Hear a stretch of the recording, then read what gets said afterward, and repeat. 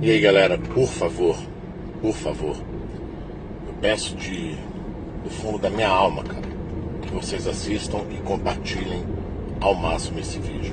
Assistam aí comigo.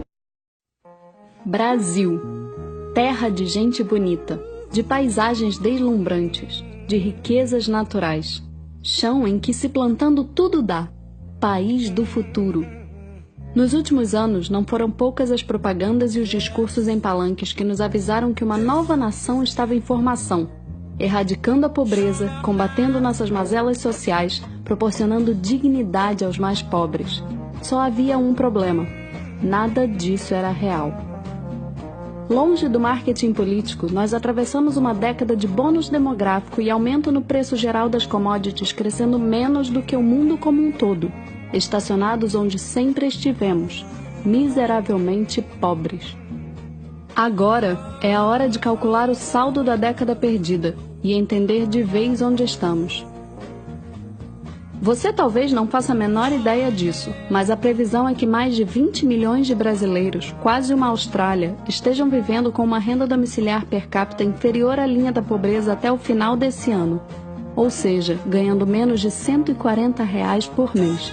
E mais de 9 milhões, mais que uma Suíça, terminarão 2017 abaixo da linha da extrema pobreza, com uma renda mensal inferior a R$ 70.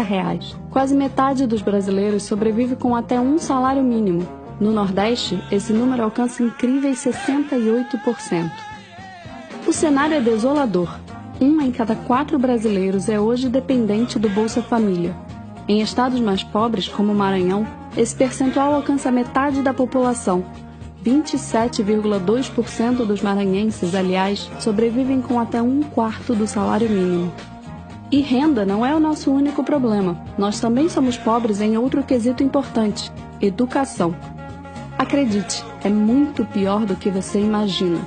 Se nós somarmos a população do Uruguai, da Nova Zelândia e da Irlanda, não alcançaremos o número de analfabetos que temos no Brasil. No total, 50 milhões de brasileiros são analfabetos ou semiletrados. Se nós reuníssemos todos eles e formássemos um país, a Analfabetolândia, ele seria o 28º mais populoso do mundo, mais populoso que a Argentina. E não se engane, dos que leem, quase ninguém lê de verdade. Um número assustador de 30% dos brasileiros afirmam nunca ter adquirido um único livro em toda a vida. Nem os nossos professores leem.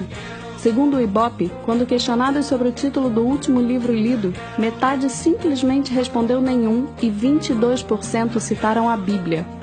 Fora da escola, a pobreza é um estado de espírito contagiante em cada aspecto da forma como organizamos a nossa vida. Mais de 35 milhões de brasileiros não possuem acesso sequer ao abastecimento de água tratada. É como se houvesse um Canadá inteiro sem uma mísera torneira jorrando água dentro de casa. É o caos. Quase 100 milhões de brasileiros, mais que uma Alemanha, sem acesso à coleta de esgoto. Outros 17 milhões, uma Holanda, sem acesso à coleta de lixo.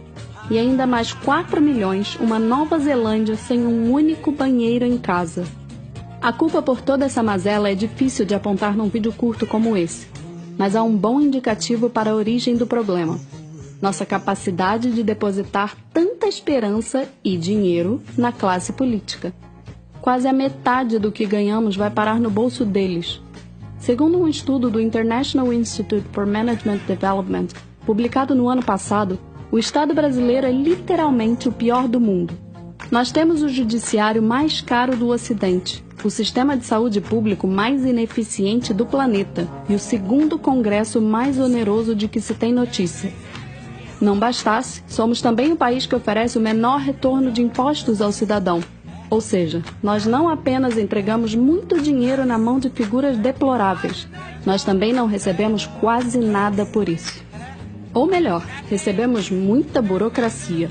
O Brasil é atualmente a economia mais fechada do G20, o 10º país mais complexo do mundo para fazer negócios, o líder no ranking global de encargos trabalhistas e de burocracia fiscal e o 5º menos competitivo do planeta. Em outras palavras, nós abraçamos os que prometem e condenamos os que produzem. O resultado é inevitável: subdesenvolvimento crônico. Nós somos bons nisso. desigualdade, violência urbana, prostituição infantil, trabalho escravo, pobreza, muita pobreza.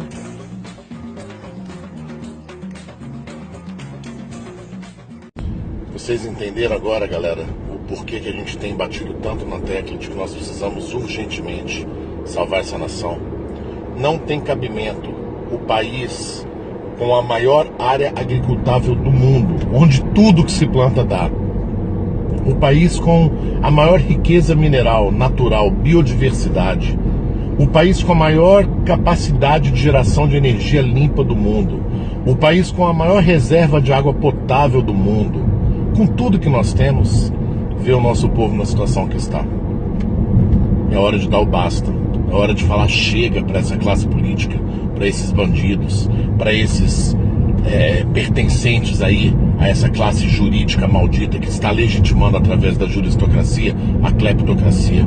Eu peço encarecidamente para que vocês compartilhem ao máximo esse vídeo.